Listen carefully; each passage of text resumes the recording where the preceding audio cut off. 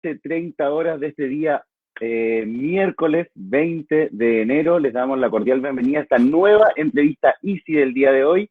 Estamos probando un horario nuevo también para saber cómo nos recibe el público en este horario de almuerzo. A lo mejor puede estar almorzando. Si usted está almorzando, puede acompañar su almuerzo con esta entrevista Easy. Como ustedes verán, por supuesto, no estoy solo, yo siempre estoy muy bien acompañado en estas entrevistas Easy. El día de hoy estoy junto a Tomás Recart, director ejecutivo de Enseña Chile. ¿Cómo estás, Tomás?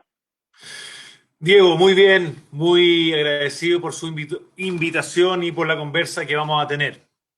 Muchas gracias. Perfecto, perfecto. Bueno, les comentamos que el tema del día de hoy es el futuro de la educación. ¿Ah? Considerando que este mes tenemos el Día Internacional de la Educación, hemos hecho foco este mes sobre la educación para conversar, para difundir en nuestras redes sociales. Y el día de hoy vamos a estar conversando junto a Tomás sobre muchas cosas. Tienen que estar muy atentos a las preguntas. Los invitamos también a dejar sus preguntas, comentarios en el Instagram. Yo voy a estar ahí muy atento para poder informar de las preguntas que surjan, las preguntas improvisadas que surjan en las redes sociales, para que Tomás nos pueda aclarar, ¿ya? Recordarles también que esta actividad se realiza gracias al apoyo de la Municipalidad de Santiago, de Corfo y del Centro de Emprendimiento de Colina, a quienes les damos las gracias, por supuesto, por apoyarnos en todo lo que diseñamos. Tomás, comenzamos, ¿ya? Tenemos una pauta de preguntas, vamos a ir avanzando y la primera pregunta que tengo es, haciendo un análisis de lo que fue el proceso educativo del año 2020, el recién pasado 2020, donde producto de la pandemia se desarrolló la modalidad de clases online. Tú has señalado que este sistema mostró y profundizó aún más las desigualdades existentes entre la educación producto de la brecha digital y la poca preparación de algunos profesores para adaptarse a esta nueva modalidad. ¿Nos puedes ampliar un poquito más este diagnóstico? ¿Cuál es tu impresión? ¿Cuáles son tus Sí, visiones respecto a esto? sí. Bueno, lo primero es hablar de qué entiendo yo como educación de calidad. Porque vamos a hablar de educación, entonces deja poner un marco. Perfecto. Porque hoy día está un poquito manoseado ese término, educación de calidad. Y nosotros, digo nosotros desde Enseña Chile, hemos copiado la definición de educación de calidad de la UNESCO y hemos agregado un aspecto que a mí me parece esencial. La UNESCO dice que la educación de calidad es aprender a hacer, aprender a conocer, aprender a ser, identidad, quién soy, y lo cuarto es aprender a convivir. Enseña Chile ha agregado a eso que todas esas cuatro cosas tienen que apuntar a un foco común, que es para que todo estudiante tenga un futuro con propósito. Lo que más queremos no es que sea doctor, futbolista, técnico, es el para qué de eso. Y es fundamental que ese futuro con propósito, por ende, sea algo que esa persona pudo elegir dentro de otra alternativa y al mismo tiempo conoció el camino para poder ser, en el fondo, su mejor versión o desarrollarse al máximo en torno a eso. Entonces, no es aprender para cualquier cosa, sino que para tener un futuro con propósito. Ahora vuelvo a tu pregunta, y este marco lo puse para todas las preguntas que vienen. ¿Por qué se profundizó la brecha? Porque el ministro sale diciendo que en promedio el 7% de los estudiantes no se conectó, ¿verdad? No se conectó a la clase. Nosotros que trabajamos, y eso sin duda es verdad, pero nosotros trabajamos en los colegios más necesitados de Chile, desde Arica a Magallanes, para ser exacto, desde Iquique, Tarapacá a Magallanes. Y nuestras cifras, Diego, que son cifras que levantamos mensualmente de manera muy rigurosa, dicen que el 30% no se conecta. Entonces, cuando tú ves, en el fondo, escuelas que incluso lograron volver de cierta manera a clase, y tenemos escuelas donde no solamente no volvieron, sino que además el 30% no se conecta a nada, sin duda esta brecha aumenta. Y esto no es novedoso, lo vemos en vacaciones, ahora que entramos a vacaciones la brecha también aumenta, porque hay gente que sigue alimentando su capacidad su capital cultural y otros no.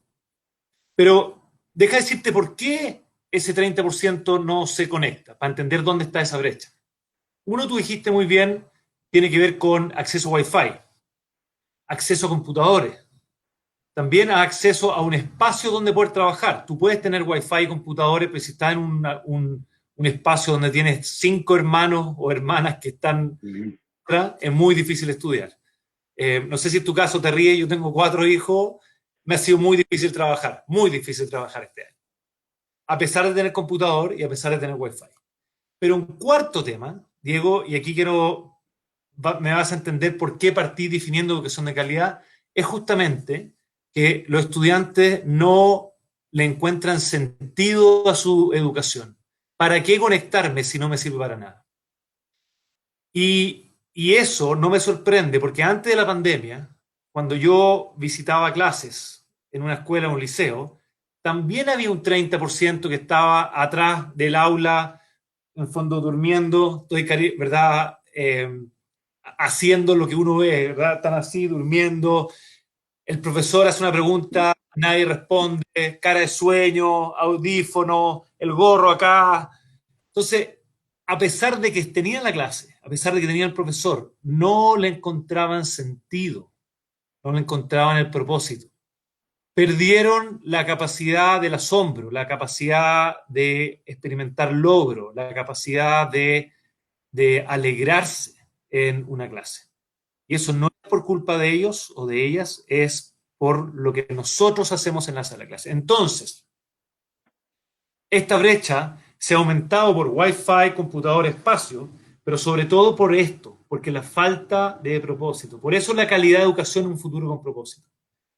Y en la formación docente que tenemos hoy día en Chile, en promedio, no todas las escuelas son iguales, y no quiero caricaturizar ni generalizar, pero en promedio les enseñamos mucho más a repetir, a pasar el currículum, a repetir la materia, que a decir por qué esto es importante en mi vida, en mi identidad, aprender a ser, aprender a convivir para un futuro con propósito. Entonces, esa brecha es muy grande, pero también, no sé si viste lo que sacamos la semana pasada como Enseña Chile, diciendo todo lo que quizás aprendimos de manera distinta. Esto no fue un año perdido. Aprendimos mucho más a convivir, mucho más a ser solidarios, mucho más a hacer cosas que antes no hacíamos.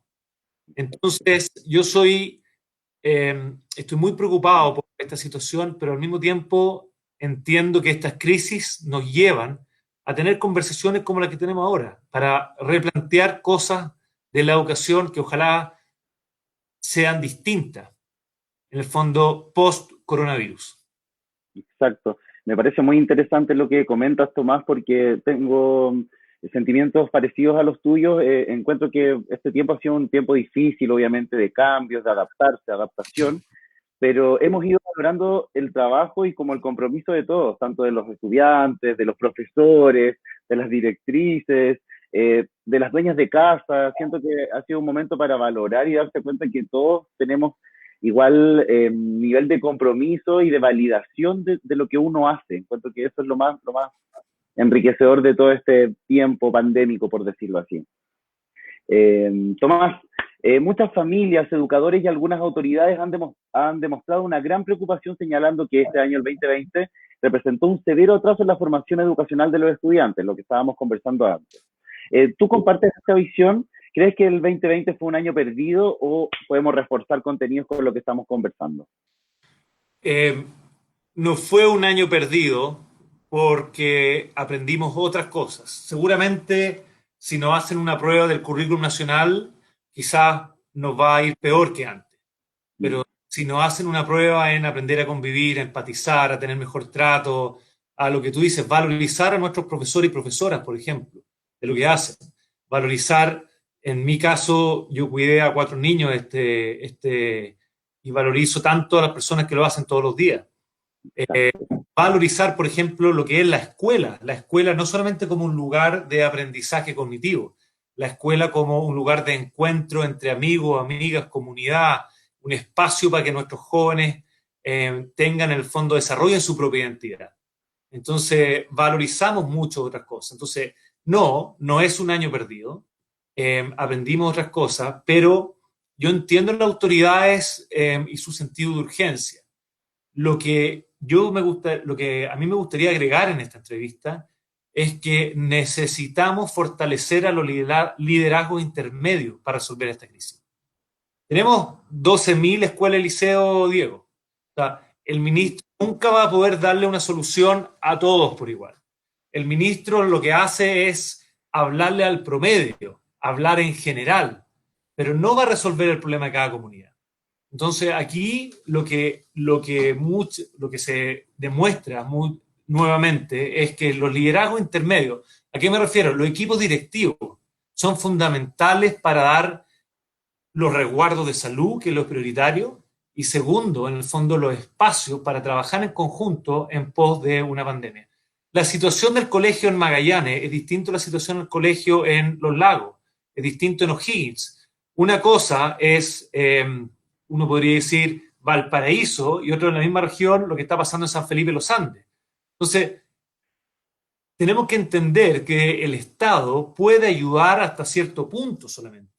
Pero después de eso, necesitamos liderazgo intermedio y ahí es otro, yo digo, trapito al sol que ha sacado esta pandemia. Las comunidades que tenían liderazgo fuerte con la pandemia se fortalecieron, porque uno cuando tiene una misión se unen todos en torno a una causa, pero los liderazgos, las comunidades donde no había una buena relación, se terminaron de quebrar. Exacto. Tomás, ¿cómo crees tú que podemos resolver esta problemática en relación a la brecha digital y a la preparación de los docentes? ¿Cuáles crees que serían tal vez las medidas a lo mejor para hincar el diente ahí, por decirlo así? Mira, sin duda faltan computadores y falta Wi-Fi, eso es un hecho, es real, pero es lo más fácil de solucionar, porque se necesita plata ahí, y eso, curiosamente, es lo más fácil. ¿Qué es lo más difícil, Diego?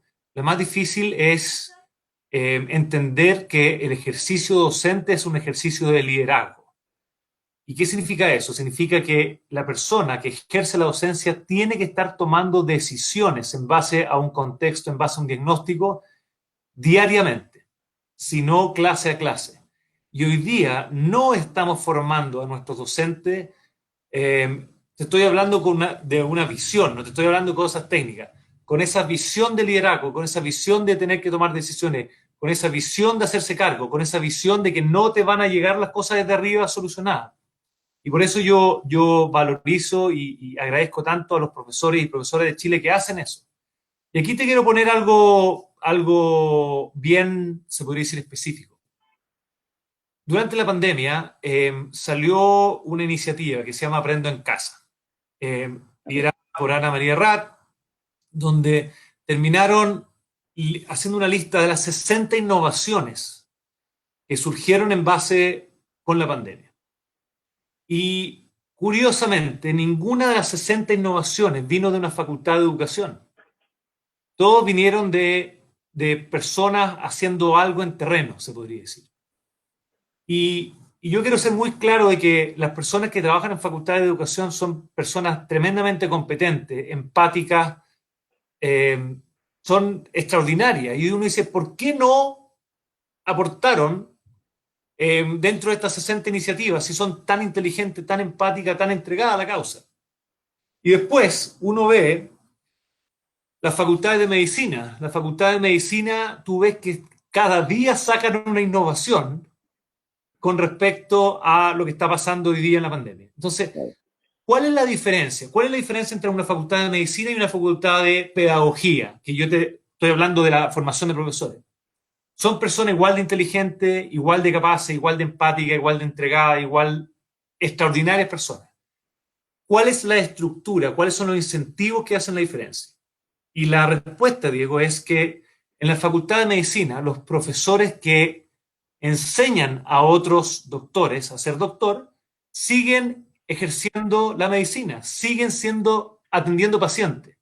La gran diferencia de la facultad de pedagogía, y aquí hay un tema estructural que tenemos que cambiar, es que la gran mayoría de los profesores que ejercen la docencia en estas facultades no sigue haciendo clase. Entonces, a mí me encanta apelar al sentido común, Diego. Aquí no se necesitan en teorías sofisticadas. Sentido común te dice que uno tiene la cabeza y el corazón donde están los pies. ¿Ya? O sea, si tus pies están en la sala de clases, se te van a ocurrir cosas porque tienes la soga al cuello, el agua hasta el cogote y tienes que hacer algo nuevo para que tu estudiante aprenda. Mm. Si estás en una facultad de educación, por muy inteligente, entregada y capacitada que sea, no se te van a ocurrir las cosas, no vas a tener esas preguntas. Entonces, ¿qué podemos hacer? Exigirle ojalá ayudar, no exigirle, ayudar a los profesores de la Facultad de Educación para que puedan hacer clases, para que sigan haciendo clases. Exacto. Porque la práctica es el maestro, el oficio se hace en el hacer. Por supuesto que reflexionar, teorizar, también pensar, pero hoy día yo tenía una discusión por Twitter con una persona que con mucho respeto me decía, no creo en la formación docente de Enseña Chile. La formación docente de Enseña Chile es básicamente en terreno. La formación docente en general de la Escuela de Pedagogía, más allá de sus prácticas, es mucho más teórica. Y yo creo que la práctica hace al maestro. Eso, así se han formado generaciones y millones de personas en toda la historia de la humanidad. ¿Por qué nos volvimos en el fondo tan teóricos? Y quiero decir algo con mucha fuerza. Diego, Chile es de los pocos países en el mundo que forma profesores con 5 años de estudio. De nuevo, porque la práctica hace el maestro. Perfecto. Tomás, te quería comentar que acá en Instagram tenemos el comentario de una emprendedora de la región de Temuco que trabaja con circo y educación. Ella se llama Gabriela Callastaya, le mandamos un saludo cordial. Ella nos comenta acá, dice, para sobrellevar el estrés de los jóvenes y adultos durante la pandemia 2021, que ya, claro, finalmente hablamos del 2020, pero en el 2021 todavía seguimos viviendo la pandemia, es entrelazar el arte y la educación. El arte siempre ha sido una herramienta fundamental para la dispersión emocional. Y nos comenta también, dice, eso quedó expuesto el pasado 2020. Todos se cobijaron en el arte para sobrellevar este nuevo ciclo. O sea, la opinión de Gabriela, que como te decía, mezcla circo y educación para ayudar en las salas de clases. Sí, me gustaría hacer un comentario al respecto. Tú sabes que la persona que ganó el premio al mejor docente de Chile, que se llama Global Teacher Prize, no me gustan los nombres en inglés, pero bueno, así se llama, eh, hace justamente eso. El fondo saca a su estudiante del aula. La persona que ganó el mismo premio el año anterior, el 2019, también sacaba a la gente del aula. Entonces, yo estoy de acuerdo con eso. Yo estoy muy de acuerdo de que tenemos que ver distintas formas. Yo me eduqué en un colegio donde el deporte era esencial. Y te digo, hoy día estoy con mucho trabajo, pero en la mañana no puedo dejar de hacer deporte, porque es parte de quién soy. Es un Y hábito que tienes integrado claro, en ti. y mi mente funciona distinto, estoy más despierto. Entonces, tenemos que entender de que esta forma de educar a personas, hacerlo repetir, veamos la historia de la humanidad. Nunca ha sido así. Deja, no sé cómo estamos de tiempo, deja contarte un chiste, Diego. Hay tres jóvenes en África sin vestimenta, unos collares, ¿verdad? Con lanza, con su escudo, y uno le dice al otro, dicen que en Occidente los niños están sentados en una clase aprendiendo. Y le dice, no. Y otro le dice, y así están 8 horas al día. No, no lo pueden creer. Pero si no es de sentido común tener a niños sentados 8 horas. No fuimos creados para eso. No fuimos creados para eso. Entonces dejemos la tontera en el fondo y volvamos al sentido común. Y los estudios, la evaluación nos muestra que así aprenden mucho más. Mucho más. Hay todo un tema de experienciar logro, de la dopamina, que genera el poder realizar cosas. Eso no se logra en el fondo viendo PowerPoint. Exactamente, tienes toda la razón. Sigamos avanzando, Tomás, tengo otra pregunta acá. Dice, ¿cómo destacas tú la importancia de apoyar el emprendimiento y la innovación en el sistema educacional para dar solución a problemáticas que se presentan en la actualidad? Mira, sin, o sea, de todas maneras, creo mucho en el emprendimiento como fuerza motora de un país, pero deja de decirte cuáles son los dos principales insumos para que haya emprendimiento en Chile. Wenceslao Casares, no sé si tú te acuerdas de él, no sé qué edad tienes, Diego, primera vez que nos conocemos, pero cuando yo tenía 18 años, el gran emprendedor era Wenceslao Casares, que hizo el primer emprendimiento online, Patagon, y Mm, se hizo millonario y después siguió haciendo cosas. Un gran, gran, gran emprendedor, gran empresario.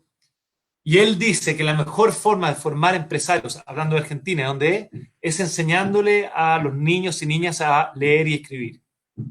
O sea, lo que él está diciendo es que es la ley de los grandes números. Si uno mm, tiene mucha gente que tiene las competencias mínimas, en el fondo, por supuesto que van a ser emprendedores. Hoy día donde caemos es que el 40% de los chilenos no entiende lo que lee. No, ¿cómo va a emprender si no entiende lo que lee? mm. Entonces, yo lo pongo así, si Steve Jobs hubiera nacido en Chile, en una comuna de bajos recursos, no hubiera hecho lo que hizo, ni cerca. Eh, por eso yo creo que tu origen determina tu futuro muchas veces aquí en nuestro país, a pesar del esfuerzo. Entonces, enseñémosle, está bien las teorías sofisticadas, y a mí me ha tocado estudiarlas harto, pero concentrémonos en que todos los niños de Chile puedan amar la lectura. Exacto. Y vamos a cambiar todo. Sí, todo, mira, Diego, perdón, ando entusiasmado hoy día, ¿no? Tú córtame con el tiempo, pero No te preocupes, estamos bien. yo a ti ahora, te voy a hacer una pregunta yo a ti. ¿Cuál es el indicador más importante de la educación en Chile? Si yo ¿Cuál te es dije, el... ¿cuál es el indicador que tú quieres hoy día? Si tú pudieras pedirle algo a Aladino, no sé, una varita mágica, te encuentras con Dios y Dios te dice, tienes un deseo para la educación en Chile.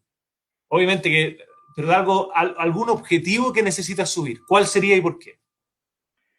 O sea, si me pregunta a mí, personalmente creo que sería tener acceso a una educación de calidad que sea transversal a tu clase social, a tu acceso cultural y económico. Eso sería, Y sin duda, y el indicador que denotaría que eso está sucediendo, digo yo, es el CIMSE de lenguaje de segundo básico.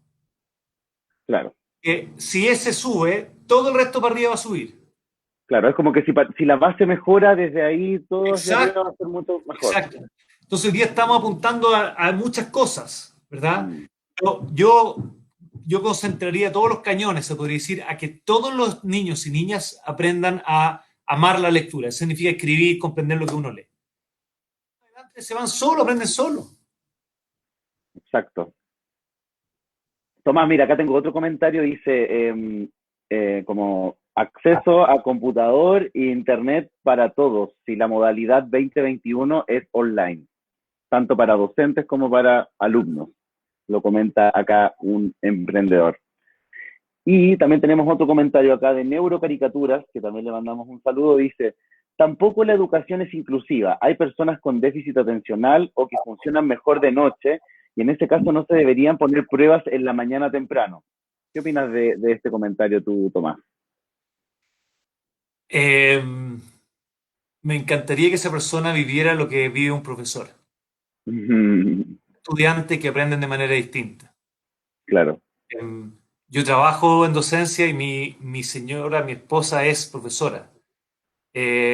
Yo, idealmente, lo que él dice, me encantaría satisfacerlo, pero también tenemos que entender de que un profesor no puede desdoblarse 40 veces. claro, Entonces, en la vida a veces hay que adaptarse.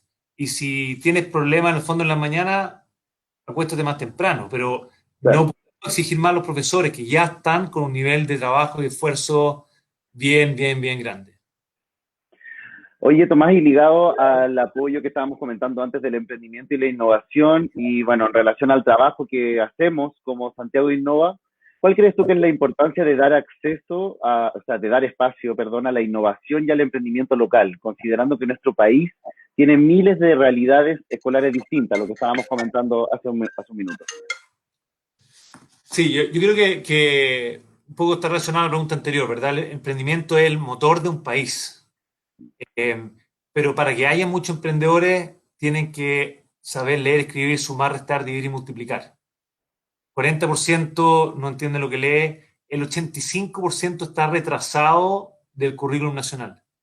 Eso significa que en cada clase, todos los días se experimentan fracasos. Hay que tener una generación frustrada. Y ahí es donde tenemos problemas. Ahí donde tenemos un problema muy grande. Entonces, sin duda, innovación, segundo emprendimiento, hay que ser un ecosistema para eso, pero sumado a eso, más aún, tenemos que asegurarnos que todos los niños y niñas aprendan a leer y escribir. Sumar, restar, dividir, multiplicar, que es lo mínimo. Mm. Es lo básico, lo mínimo, pero en donde a lo mejor hay que poner más fuerza para que esas herramientas estén mucho más sólidas en cada persona, yo creo. Eso Sin es duda, la clave. sin duda. Así seamos fieles en lo poco. Perfecto. Continuemos. Tengo acá otra pregunta. Dice, otro elemento importante que surgió fue que fue el sistema de clases online. Los estudiantes han necesitado mayor apoyo y acompañamiento de parte de la familia en la casa. En ese sentido, pero precisamente en los sectores más vulnerables hay un gran porcentaje de los hogares son monoparentales y los padres no tienen la preparación adecuada para apoyar y contener a los niños en ese proceso. ¿Cómo se puede trabajar en ese sentido? En que los padres de alguna manera que no tienen las capacidades para poder apoyar a sus hijos lo puedan hacer de alguna forma. ¿Qué crees tú que se puede Sí, hacer? mira, tu pregunta, Diego, es muy buena porque le dan el clavo a lo que están viviendo muchos hogares en nuestro país. Y ahí hay dos cosas, lo dije antes y voy a decir una cosa nueva. No es solamente computador, no solamente internet, está lo que llamamos los espacios, la vivienda y está el propósito, el sentido. Pero muchas veces, la gran mayoría, y es el caso nuestro en mi familia, el papá y la mamá trabajan y no tienen cómo, en el fondo, sentarse al lado de, en nuestro caso, cuatro hijos para que aprendan. Y yo tengo buena situación económica. O sea, imagínate lo que pasa en lugares donde quizás no tienen el mejor espacio o no tuvieron educación. Es horrible, es horrible. Y ahí hay una gran oportunidad, Diego. Toda esta crisis genera oportunidades. Nosotros tenemos muchas personas en Chile, específicamente estoy hablando de los jubilados, que podrían hacer tutoría.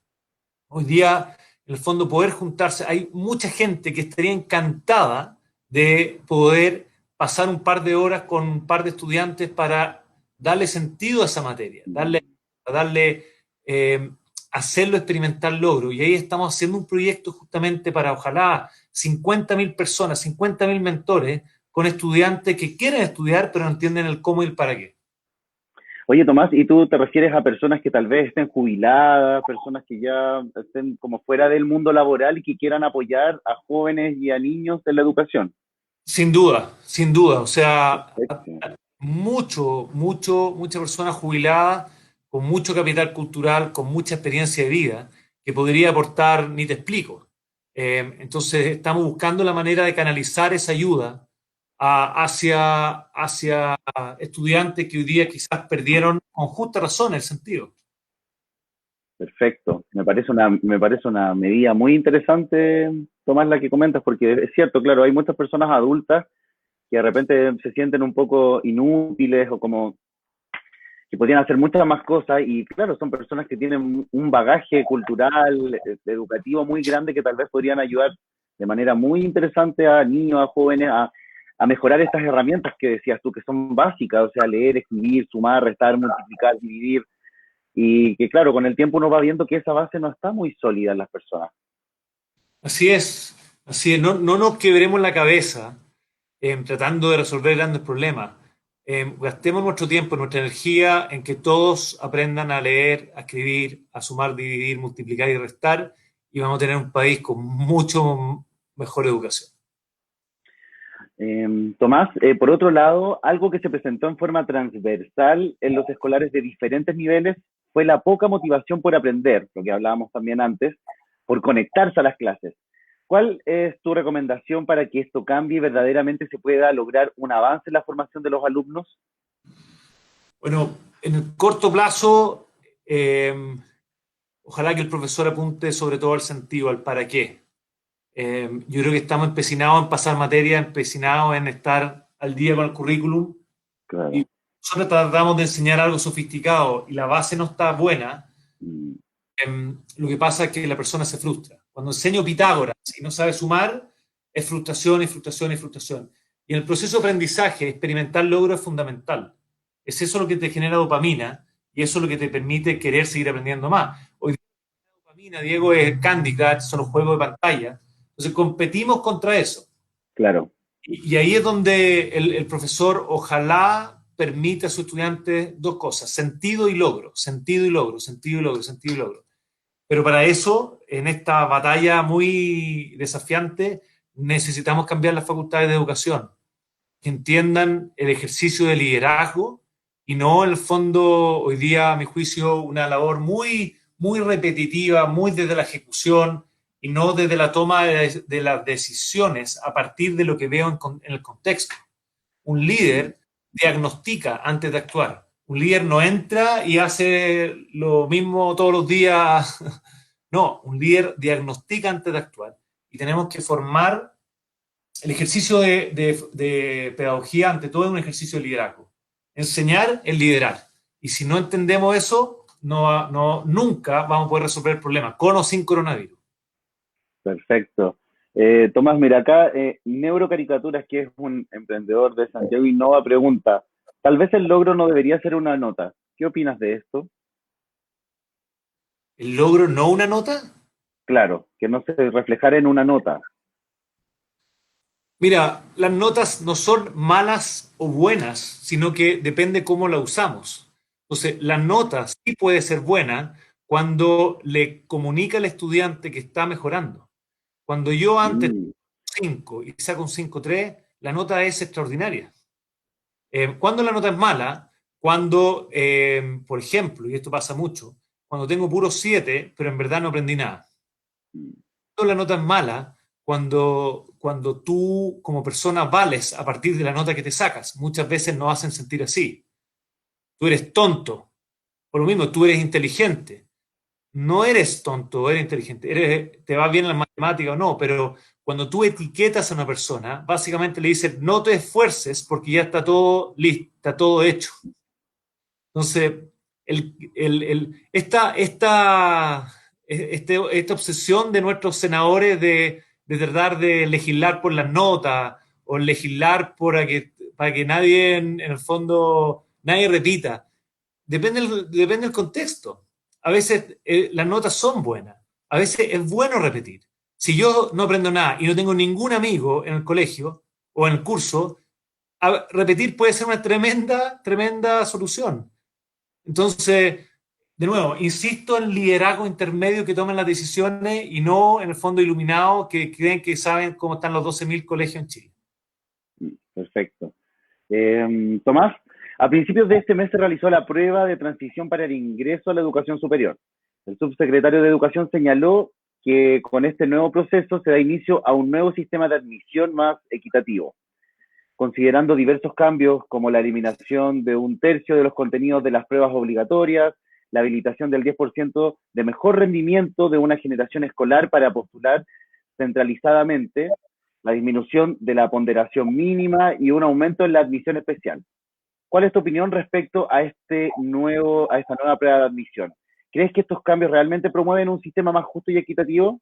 Y por último, cómo visionas tú que debería ser el sistema?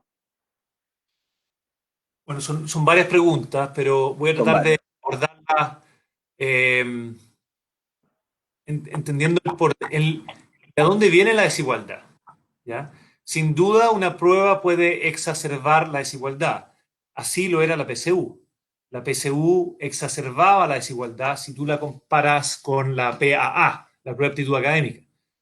Eh, la Pearson, que es una agencia internacional, el 2010, si no me equivoco, dijo que la PSU era nociva en ese sentido. Y mi opinión, y me hago cargo de mis palabras, no se cambiaba por el famoso AFI, porque había un sistema de financiamiento asociado a la PSU. Ese era el incentivo, yo hablo de incentivo de estructura. Como dice, show me the money. O sea, tú ves dónde está la plata y ves por qué las decisiones se toman o no se toman. Por eso no se cambiaba la PSU, esa es mi opinión. Pero hoy día ya se sabe eso, ya no existe el AFI, se quiere hacer una mejor prueba. Pero aquí, ojo, por dos cosas. El origen de la desigualdad no está principalmente en la prueba, aunque puede contribuir. El origen de la desigualdad es lo que pasa los últimos 13 años antes de la prueba. Entonces, no tratemos de esconder esa brecha con una prueba, porque es para peor. O sea, este estudiante que se saca promedio 7 y después 390 puntos de la PSU es horrible. Lo estafamos o la estafamos. Eh, Ellos tienen lo que se llama en Estados Unidos el SAT, que es como una PSU o PTU, pero además tienen ensayo, además tienen entrevistas, además cada facultad valoriza ciertas cosas. Por ejemplo, unos van a valorizar más el arte, otros el deporte, otros el aire libre. Entonces, nosotros queremos que con una prueba se haga todo. Yo creo que eso es un error, porque siempre vamos a querer que la prueba sea más parecida a lo que yo creo que es importante. Y esa decisión la tiene que tomar cada facultad. ¿Que hay una prueba estandarizada para todos por igual? Sí, está bien. Pero de ahí en adelante tienen que haber o ensayos o entrevistas que permitan valorizar cosas que no están en la PSU. La PSU o la PTU, como se llame, nunca va a poder sopesar todo lo que es una persona. Y ahí está el error, tener una prueba. Una prueba nunca va a ser suficiente. Además, medimos solamente matemática, lenguaje, no medimos trato, no medimos compromiso con el medio ambiente, Claro, compromiso con el otro, compromiso con el bien común. Entonces, no le pidamos claro. premio al olmo, dicho en fácil. Perfecto. Enmarcando todo lo que hemos conversado, Tomás, ¿cuáles son los principales desafíos que tenemos como país para lograr esta educación más equitativa, inclusiva y de calidad para el futuro? Bueno, lo primero es definir educación de calidad, a mi juicio, de manera distinta, pero definirlo en serio, porque si tú ves leer la Ley General de Educación y la LOCE, todos tienen unas definiciones que son espectaculares, pero hay que hacerse cargo de eso, porque hoy día estamos mucho más en el enseñar a repetir que el enseñar a estos 4 aprendizajes que yo te decía para un futuro con propósito. Segundo, creo que es importante que entendamos que la educación tiene que ver con el contexto. Eh, Está muy de moda decir que Chile necesita educación gratuita y de calidad. Y yo estoy de acuerdo, pero falta algo muy importante. En tu barrio, En tu en tu, barrio. en tu barrio. La educación de Magallanes es distinta en Arica, es distinta en Santiago, porque el contexto es distinto, las necesidades son distintas y por ende que le haga sentido al estudiante es distinto. Entonces, y ahí, obviamente, para gatillar todo eso, de nuevo, la importancia del liderazgo en la escuela, que tomen esas decisiones, que hagan las podas curriculares necesarias, que leen el contexto, que evalúen distintas cosas también para que sea consistente este aprender a hacer, a convivir, a conocer el propósito y no solamente matemática, castellano o prueba estandarizada. Entonces, necesitamos, por sobre todo, introducir más liderazgo intermedio al sistema. Gente que toma las decisiones tanto en el aula como en la escuela, como en la comuna, como en la región. Y pobre ministro o ministra, no, nunca va a poder satisfacer todo porque Chile es distinto. Y esa es la gracia.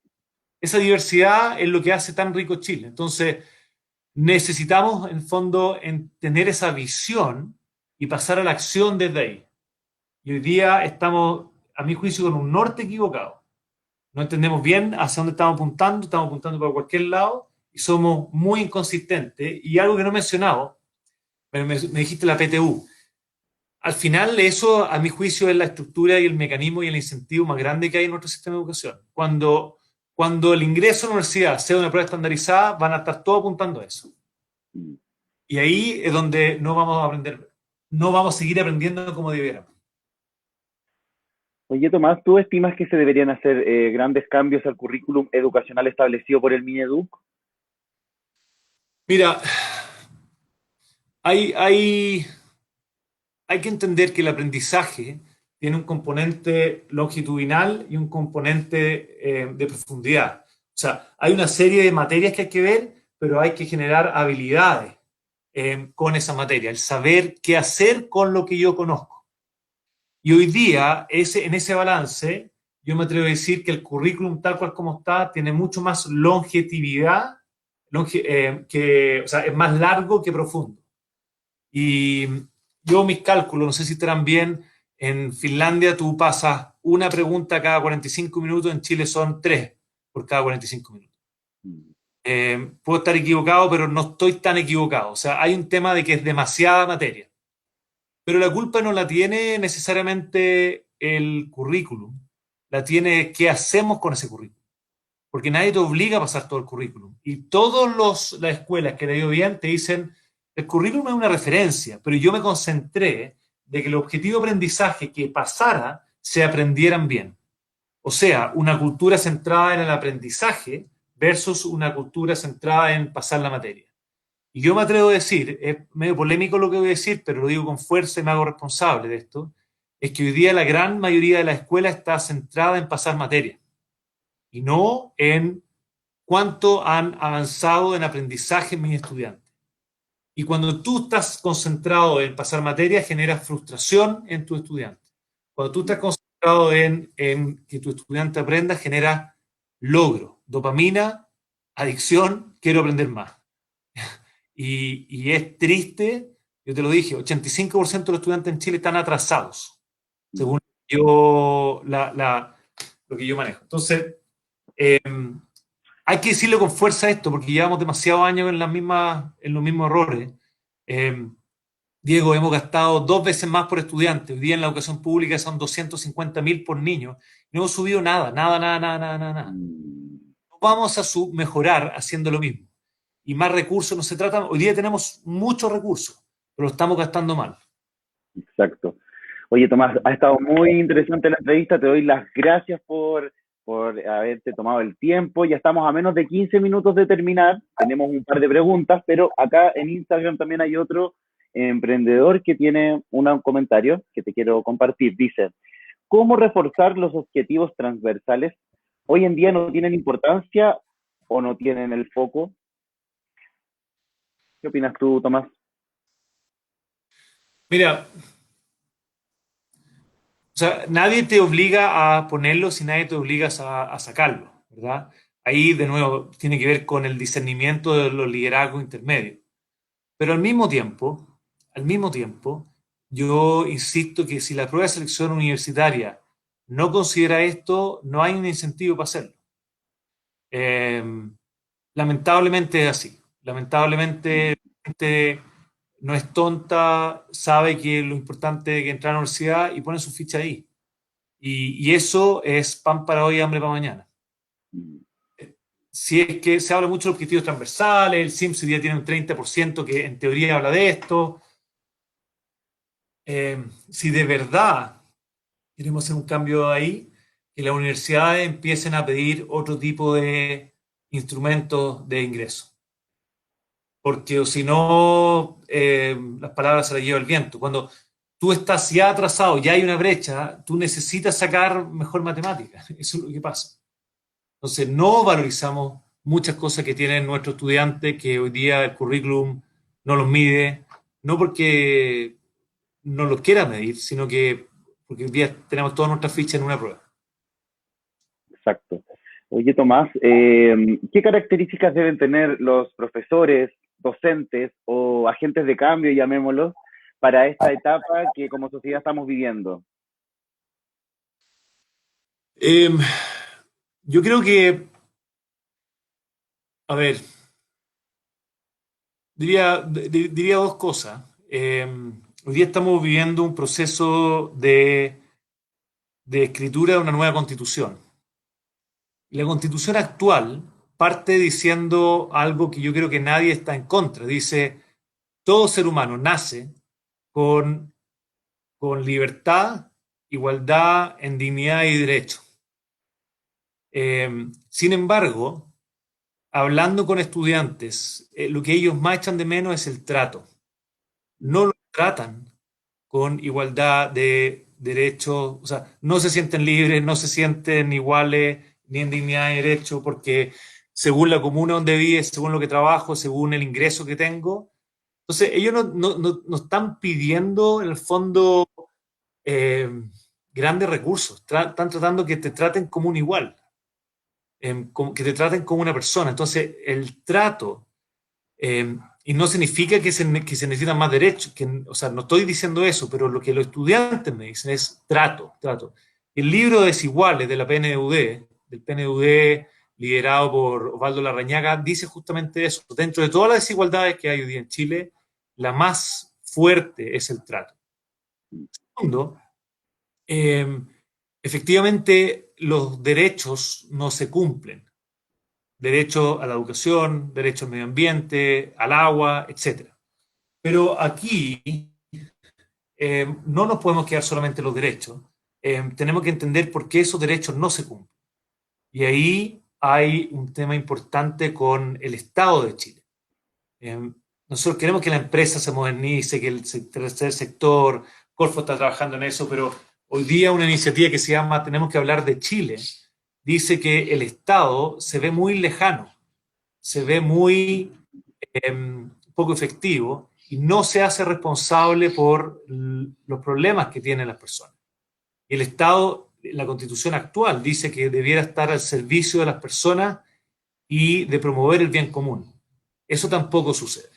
Entonces, para decir, ir a tu pregunta, todos necesitamos tener un mejor trato, independiente si cae bien o mal la persona, y todos tenemos que ser mejor ciudadanos, ciudadanas. Y eso significa participar, significa votar, significa respeto, significa no interrumpir, no insultar, Ser eh, empático. etcétera, etcétera. Si la persona piensa distinto a ti, bueno, conversa con la persona, entiende por qué piensa distinto, en vez de juzgarla y decir es una mala persona. Exacto. Entonces, esos dos temas, un mejor trato y ser ciudadano o ciudadana es fundamental y todos lo podemos hacer desde mañana.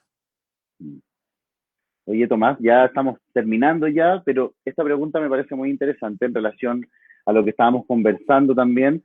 Eh, Tú, como precandidato independiente para la Convención Constituyente por el Distrito 11, ¿cuál es tu propuesta para que la educación pueda establecerse como un bien al que puedan acceder todos y que todos los alumnos puedan acceder a educación de calidad? Eh, Yo diría son muy relacionado a lo que te dije antes, son tres ideas. Uno tiene que ver con el trato.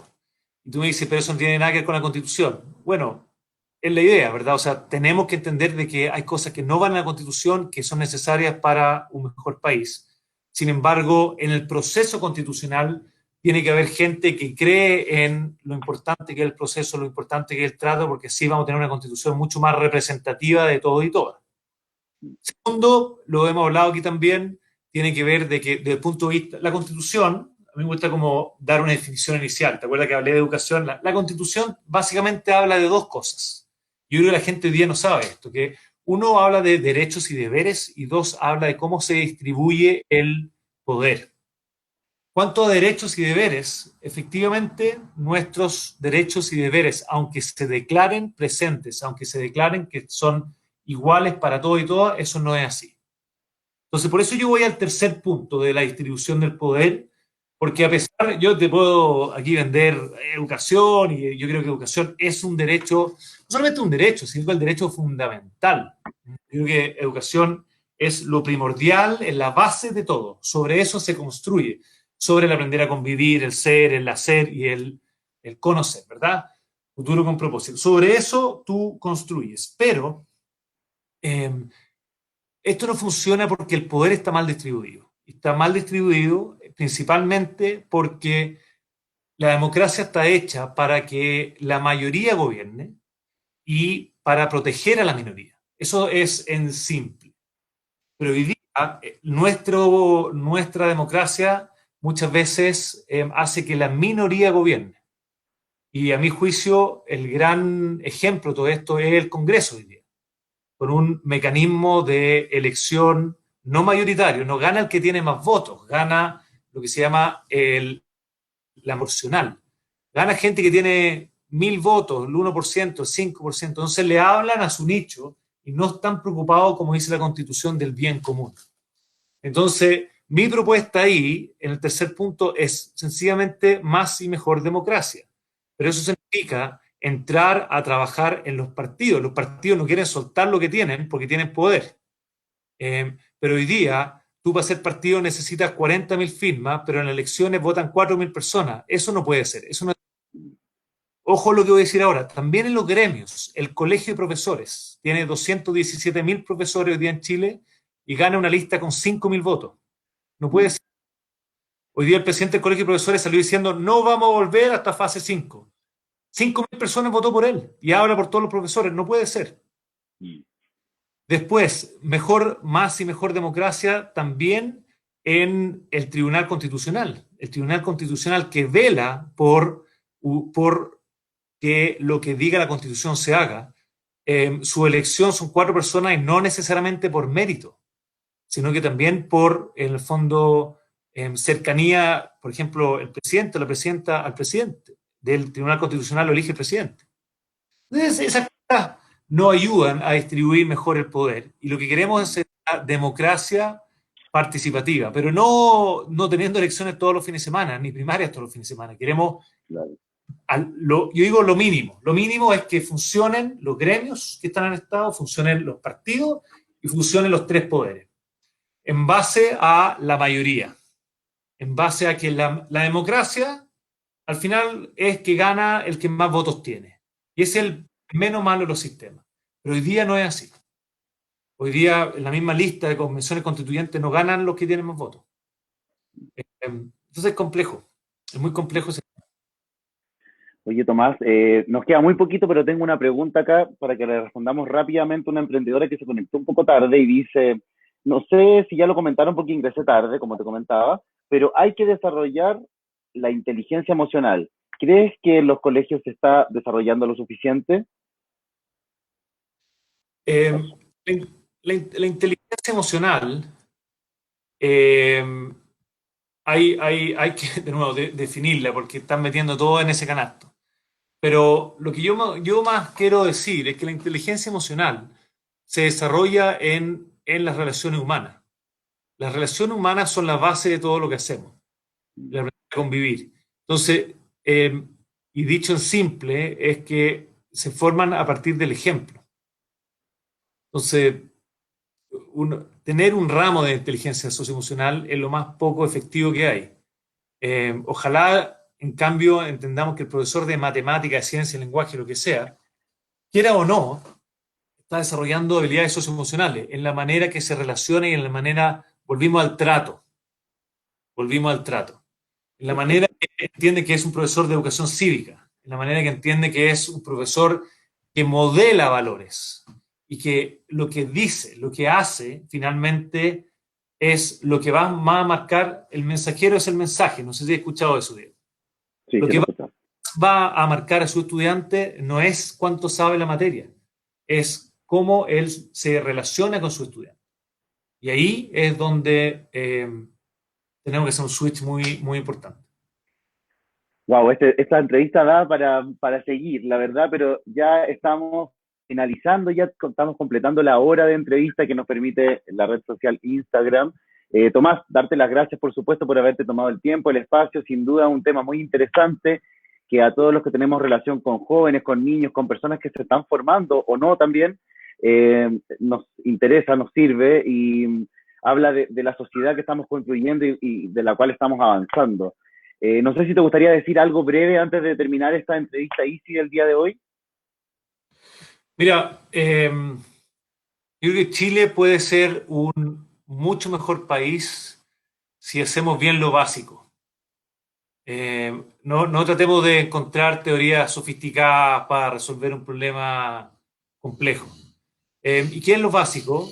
Desde el punto de vista educativo, por supuesto que es sumar, restar, dividir, multiplicar, lo que hablamos de comprender, de escribir, pero es el trato, ¿verdad? El trato y el entender de que todos y todas somos ciudadanos. Y hoy día escuchaba a Karin Ebensberg decir que quizás lo más difícil que ha logrado la humanidad es justamente la democracia, porque antes las constituciones se hicieron porque antes había el poder absoluto. Antes había gente que se creía Dios.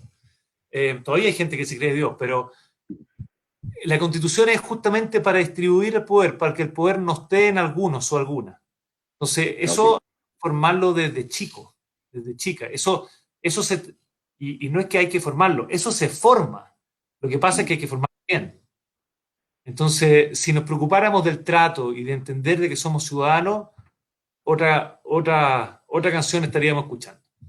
Muy importante lo que tú dices. Para terminar, Tomás, te damos las gracias. Nos vemos en otra ocasión. Espero estén muy bien. Recuerda seguirnos en nuestras redes sociales para enterarse de las próximas entrevistas Easy y que tengan una muy buena tarde. Nos vemos. Chao, Tomás, que estés Gracias, muy bien. Diego. Chao, chao.